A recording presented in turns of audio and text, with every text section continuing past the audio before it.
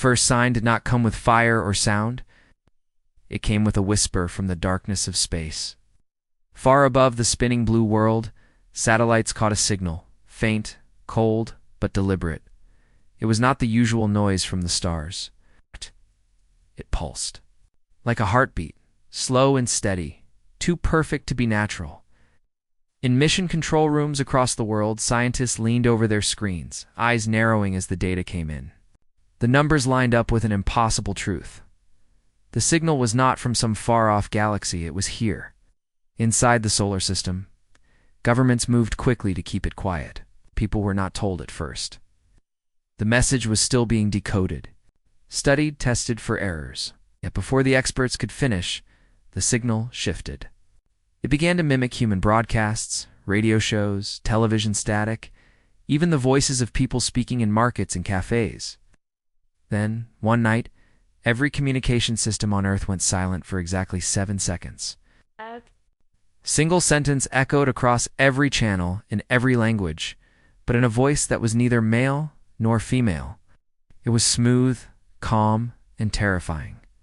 Your time of peace is over. The message lasted less than 5 seconds. And then the signal went dark again. The world reacted in waves. Some laughed, calling it a prank from hackers. Others felt the weight of the words settle deep into their bones. Stock markets dipped. Military radars turned their gaze toward the void. Somewhere above the atmosphere, something stirred, dark. Shapes so large, they blocked the stars behind them. Amateur astronomers were the first to see them, their shaky videos spreading online within hours. For massive ships, black as shadows, gliding silently into orbit, they made no broadcasts, no threats.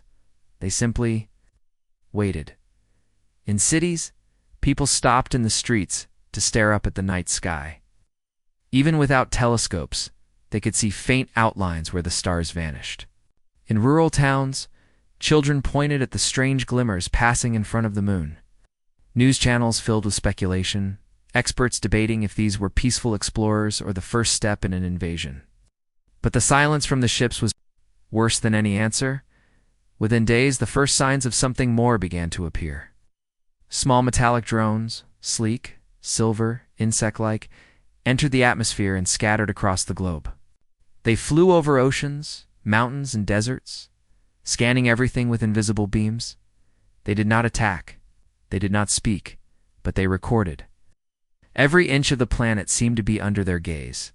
In the Pentagon, in Moscow, and Beijing, leaders sat in sealed rooms watching live feeds from the drones. Satellite photos revealed strange energy patterns rippling out from the giant ships. The technology was beyond anything humans had imagined. Missiles could not lock onto them. Radio waves bent around them. Even nuclear codes seemed useless now. The aliens, if that was what they were, had complete control of the sky. People began to whisper about surrender. Not in public, not yet, but behind closed doors, the conversations turned dark. Humanity had fought wars before, but never against something that could shut down the world's power grids in seconds. Still, there were others, quieter voices who warned against giving in. They said Earth's history was one of rebellion, of refusing to bow, of fighting with teeth and claws when cornered. But for now, those voices were drowned out by fear. The aliens finally broke their silence on the 10th day. Across every screen in every city, the same image appeared. A smooth, featureless silver mask with 2 black, empty eyes. The voice was the same calm tone from before. It spoke slowly, as if speaking to children. We have watched you for longer than you can imagine. We have seen your wars, your greed, your destruction. You are too dangerous to be left without control. Surrender your weapons. Surrender your skies. We will bring order. We will bring safety. Refuse, and we will take it by force. The transmission ended. The mask vanished.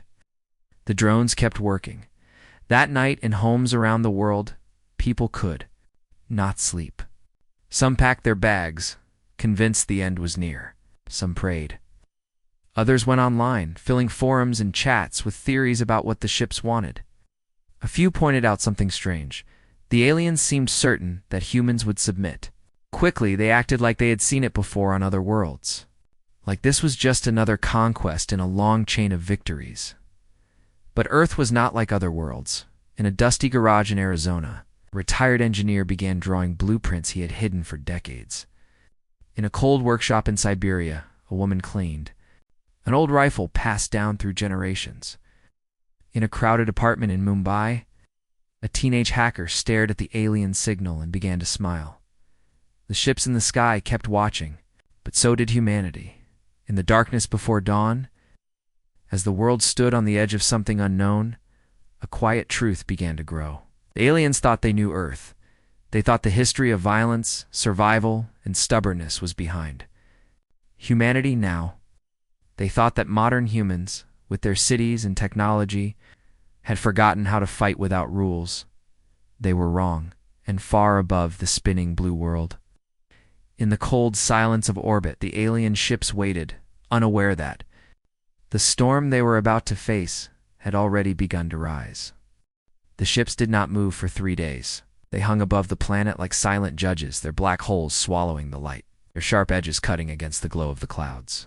They seemed patient, almost bored, as if they had all the time in the universe to wait for humanity to kneel. Down on Earth, the world's leaders tried to guess their next move. War rooms buzzed with activity, maps and data projected on walls, voices tight with tension. But the ships stayed still, their presence heavy, their silence louder than any weapon. Then, without warning, the drones changed their behavior. They began to move in perfect lines, flying low over cities and towns, scanning roads, buildings, even people. Streetlights flickered when they passed, phones lost signal for seconds at a time. The scans were invisible, but everyone could feel them, a strange pressure in the air, prickling along the skin, as though the air itself had turned to glass. They weren't just watching the planet, they were measuring it, mapping it down. To the smallest detail in a live broadcast, the silver mask appeared again, floating in darkness. The voice was the same, calm, patient, almost gentle. You have lived in chaos. You have fought each other. You have poisoned your seas and skies. We will not allow it to continue. We will take control. Surrender your weapons. Surrender your weapons? Surrender your... Leaders, this will be painless if you obey. There was no countdown, no threat of immediate destruction.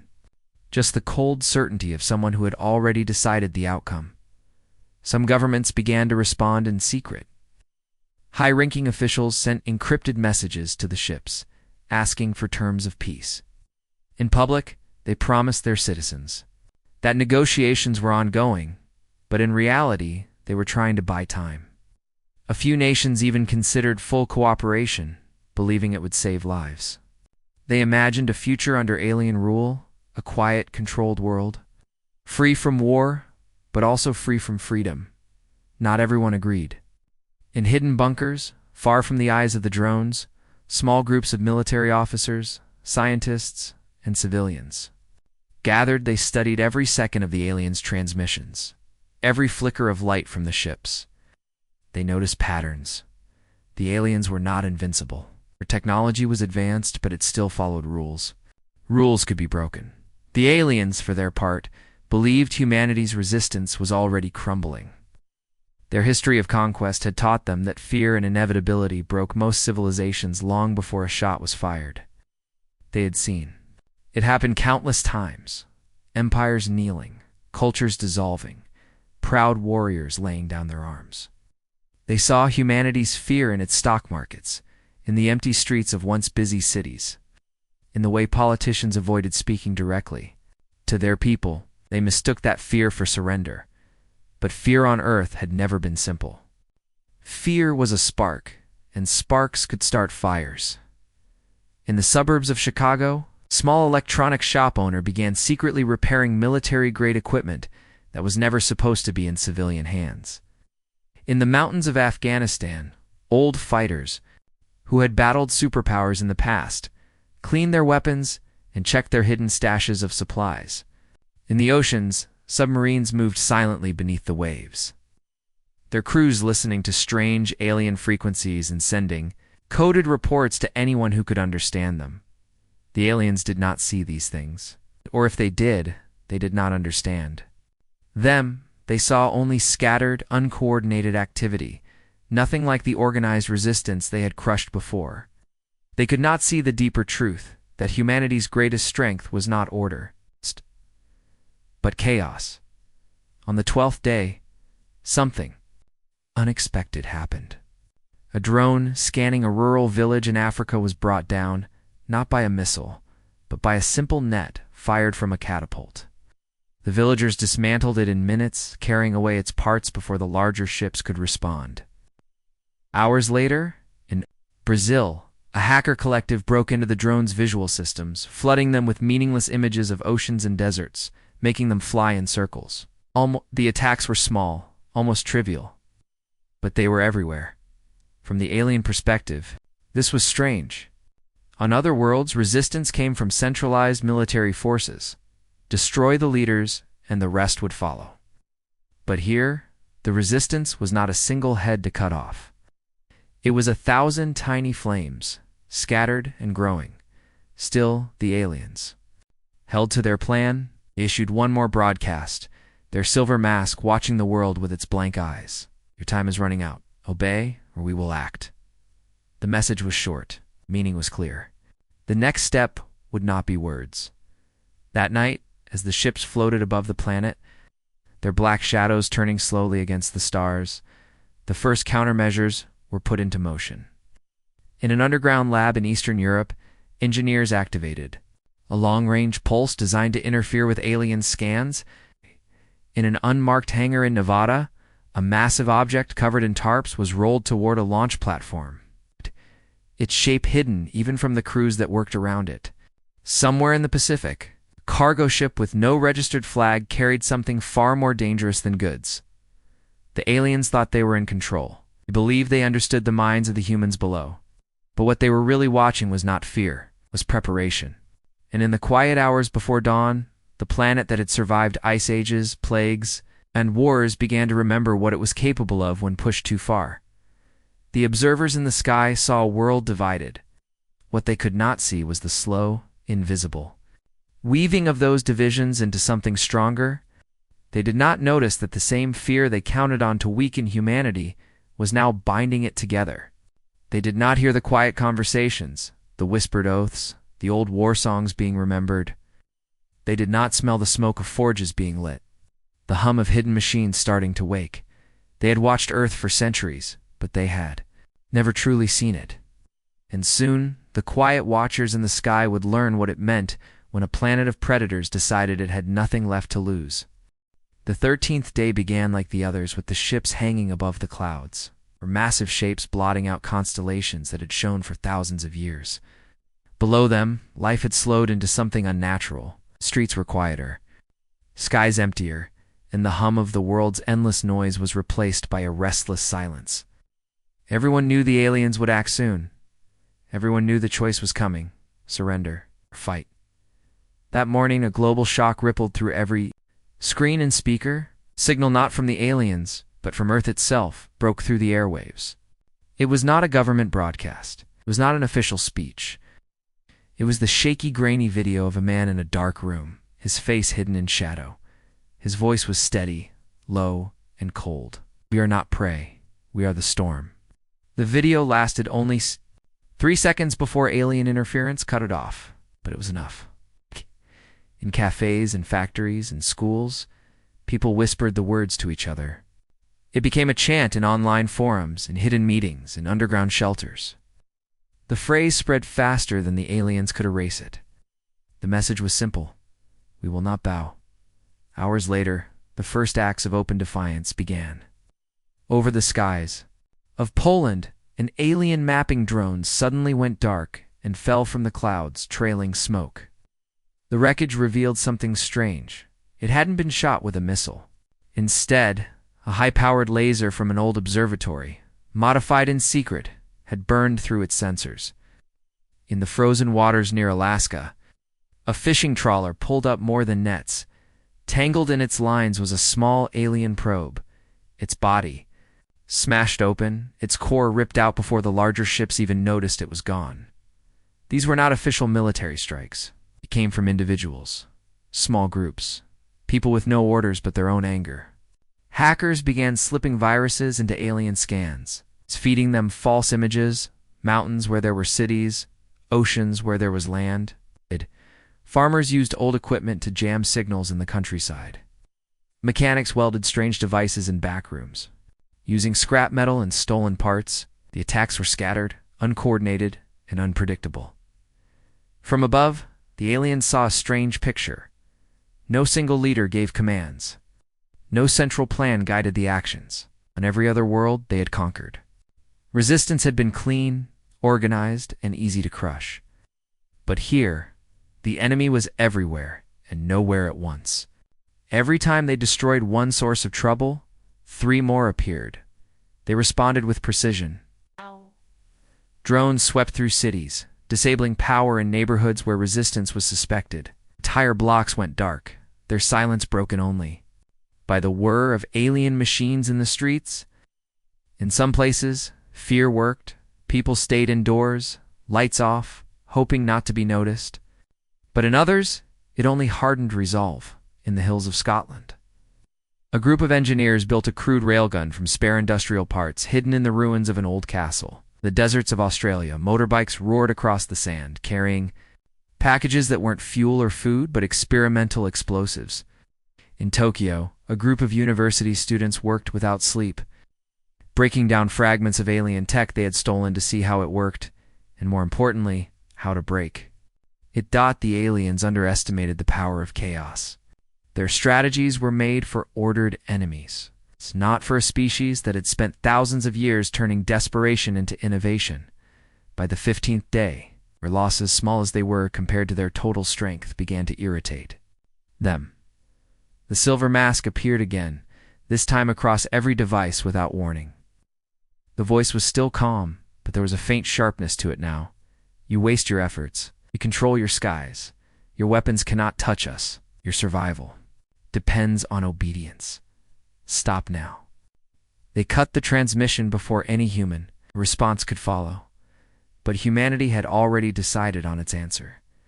In an abandoned mine in South America, a group of miners and scientists had been working on something far beyond the reach of the alien scans, a weapon born from a decades-old space research project, one the public had never known about. It had no explosives, no electronics for the aliens to shut down. It was simple in concept and devastating in effect. A rod of dense metal, launched at such speed that it would strike like a meteor. That night, far above the clouds, one of the alien scout ships drifted over the Pacific Ocean, its sensors sweeping for resistance. It never saw the attack coming. No warning lights, no alarms. Just a sudden flash of heat in the atmosphere as something invisible to their defenses slammed into it from orbit. In a heartbeat, the massive structure shattered, breaking into flaming fragments that fell into the sea. For the first time since they had arrived, one of their ships was gone.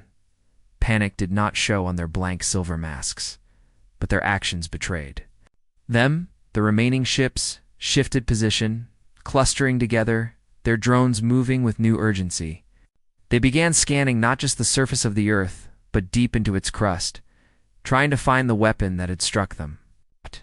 But they found nothing. On Earth, the victory was small. One ship down. Many more to go, but it was enough to ignite something dangerous in the human spirit. People began to believe. If one could fall, so could the rest. The aliens could feel the change. They could hear it in the sudden bursts of coded radio traffic they intercepted. They could see it in the way their drones were now pursued, not just avoided. They could sense it in the increasing boldness of attacks. They had come expecting a weak, frightened world. Instead, they had found something they did not understand, a species that fought without rules, without central command, without fear of dishonor or defeat. A species that, when cornered, did not run. Bit back harder, from the forests of Canada to the crowded streets of Lagos. From the icy plains of Siberia to the burning sands of the Sahara, the same thought was spreading. Humanity would not kneel, and in the silent black above, the ships adjusted their weapons, ready to crush the resistance once and for all, not knowing that with every move they made, they were only feeding the storm that was about to break over them.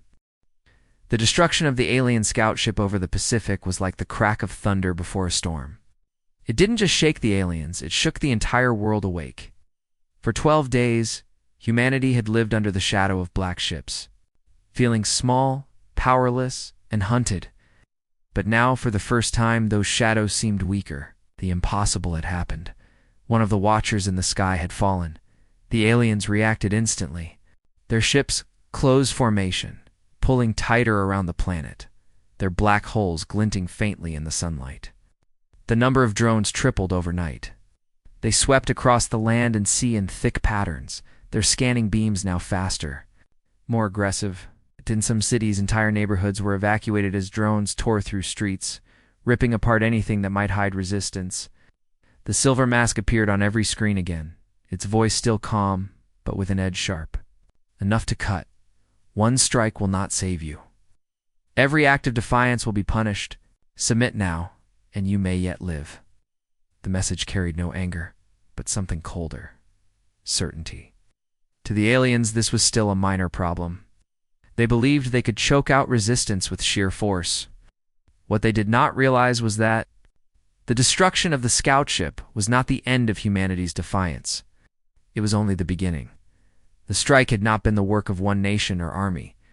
It had been born from dozens of hidden hands, scientists, engineers, miners, smugglers, all working in secret without even knowing the full plan. It was not a single weapon in a single bunker. It was an idea. Down. And now that the idea had proven itself, it was spreading faster than the aliens could track in the mountains of Chile. A hidden launch site was preparing another rod for atmospheric drop. In the Nevada desert, something huge lay beneath a canvas cover, its metal frame humming quietly. In an abandoned shipyard in South Korea, cargo containers were welded together into makeshift launch tubes. The weapons were crude compared to alien technology, but they had one advantage. The aliens' defenses were built to stop energy weapons, guided missiles, and electronic attacks. They were not built to stop raw, unpowered metal falling from the sky like the fist of a god. The first wave of strikes came before dawn on the 17th day. Over the South Atlantic, an alien command vessel was ripped open by a kinetic impact, pieces of its hull burning through the clouds. At the same time, in low Earth orbit, a smaller alien transport ship was torn apart by a swarm of micro-drones. Launched from a modified weather satellite, the explosions lit up the night skies over Brazil and West Africa, drawing crowds who watched in awe as burning debris streaked downward. The aliens tried to respond, but every counterattack was met with more resistance.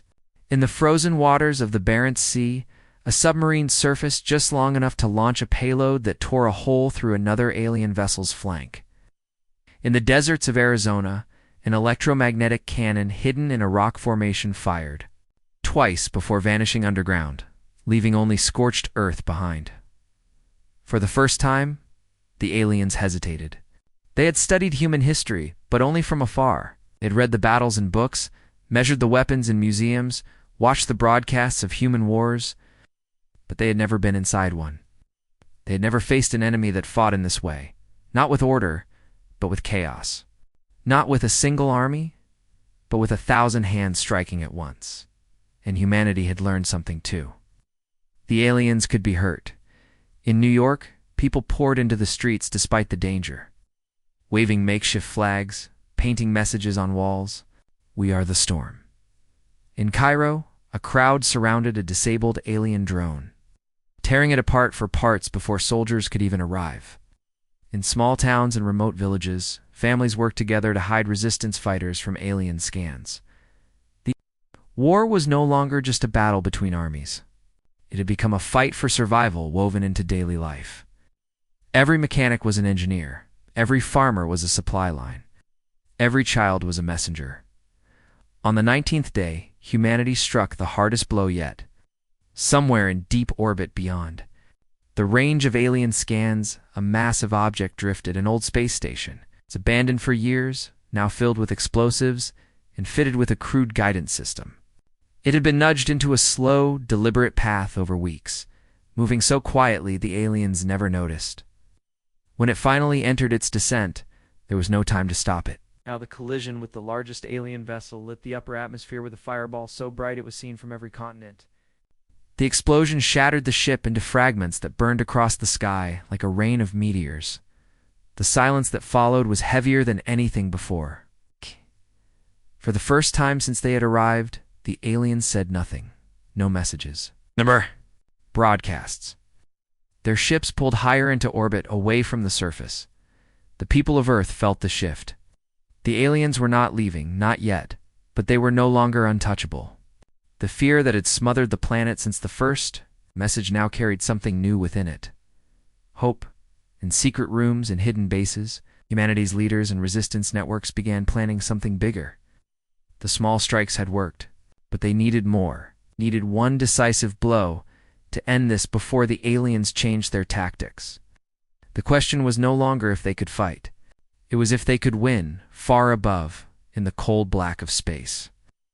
The remaining alien ships stayed silent, their silver-masked commanders watching Earth with new eyes. They had underestimated this world, and for the first time, they were beginning to understand the truth. Humanity was not like the others, and if they stayed, they would soon learn why no predator should corner another predator. The aliens had come to Earth expecting control, order, and obedience. They thought fear would be enough to bring the planet to its knees. For the first days it almost worked, until the first ship fell, and then the second. Now the silent watchers above no longer felt like gods. They felt like targets. Their silver masks no longer appeared on every screen. The broadcasts stopped. The drones flew lower, faster, always moving, as if afraid to stay in one place for too long. Even their great ships in orbit shifted constantly. No longer gliding lazily above the clouds, but weaving in nervous arcs, changing altitude, scanning and rescanning the same areas. On Earth, the shift was even greater. The time for warnings and small acts of defiance was over. The resistance had grown from scattered sparks into a roaring fire. Entire cities became part of the fight. Factories that once built cars now built makeshift launch systems. Fishing boats carried weapons hidden in their holes. Airliners, stripped of seats, carried payloads instead of passengers. And then, the 21st day, something changed deep inside humanity's heart. Till then, most strikes had been careful, almost surgical. The idea had been to wound to scare the aliens away without destroying everything. But that morning, images began spreading across the networks, images of flattened towns, shattered streets, and craters where schools and homes had been. The aliens had begun punishing resistance directly, targeting areas they believed hid. Fighters, it was a mistake. The attacks did not break humanity's will. They turned it into something far more dangerous. For the first time, the unspoken rule was broken. This would no longer be a clean war. Humanity would not just aim for alien machines. They would aim for everything the invaders relied on, in a hidden facility beneath the Arctic ice. Engineers activated a weapon that had been abandoned decades earlier, a massive electromagnetic pulse. A ray capable of crippling electronics over thousands of kilometers. The blast rolled through the atmosphere like an invisible wave, frying the circuits of hundreds of alien drones in midair. In the chaos, resistance fighters on the ground swarmed in, tearing apart the fallen machines for parts before the aliens could recover them. In the depths of the Amazon rainforest, camouflage teams used swarms of microdrones to track alien patrols, marking their positions for strikes from improvised rocket systems hidden miles away. In the Sahara, nomadic groups guided convoys of weaponized vehicles through the shifting sands, striking alien landing sites and disappearing before the enemy could respond. The war was no longer about defending territory. It was about making Earth itself a place the aliens could not hold.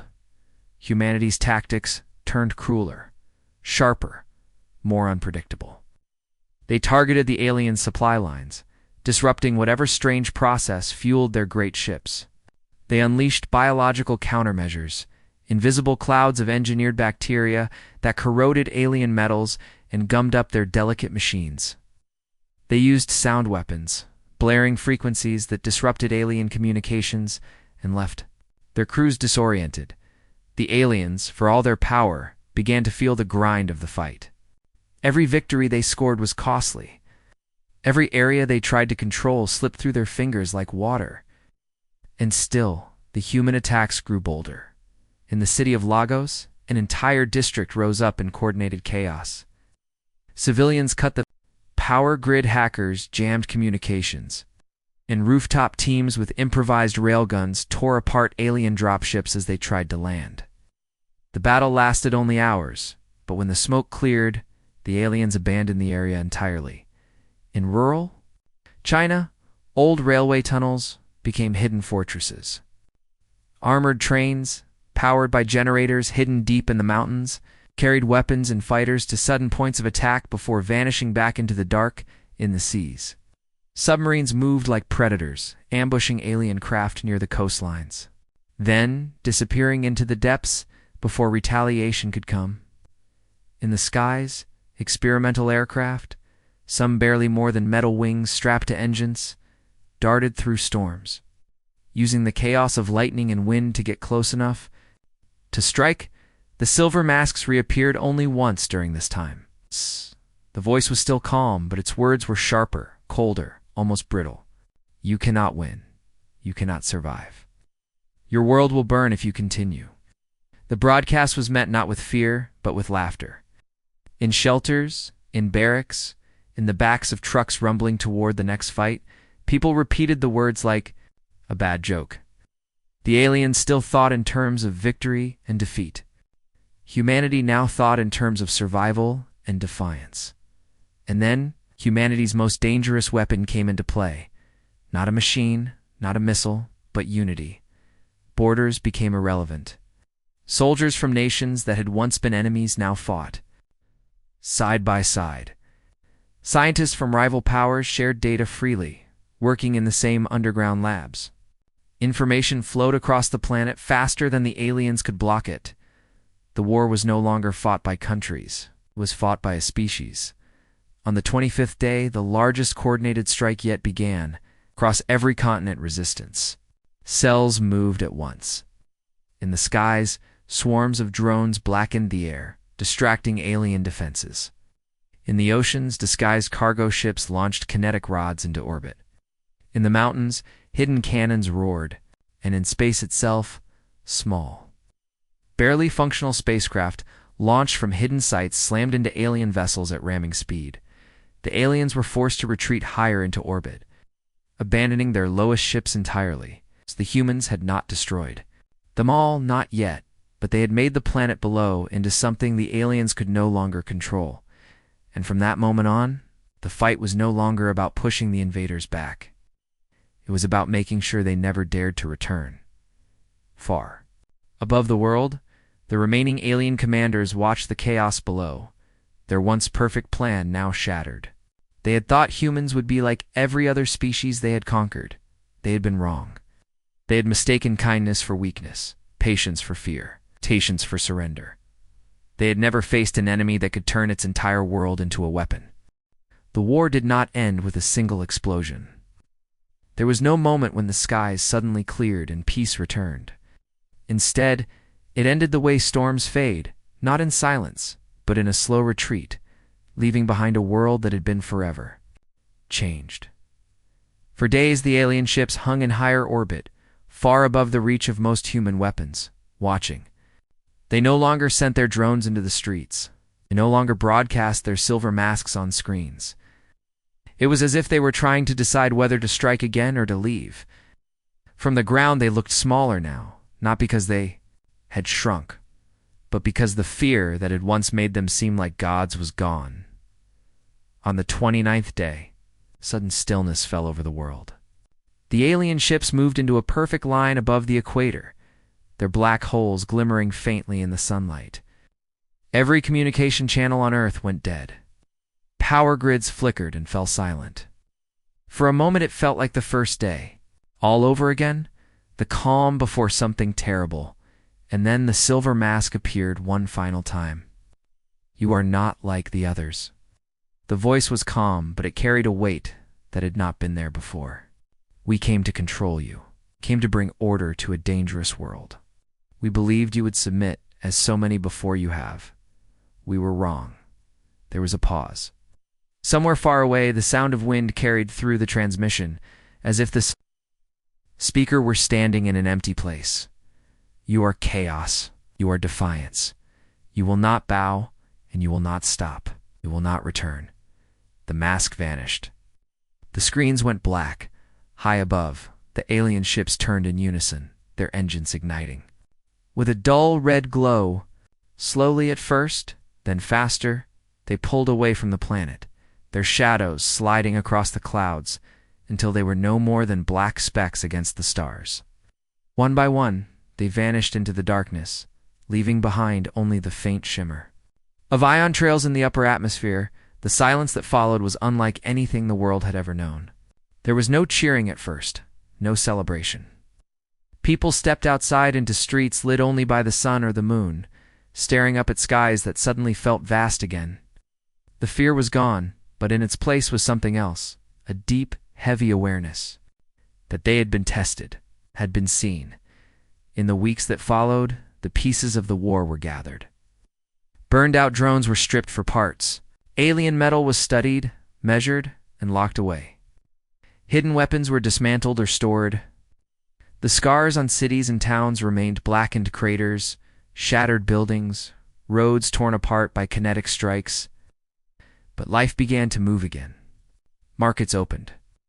Children played in streets that had been battlefields. Ships sailed from ports that had once been blockaded. Yet the world was not the same.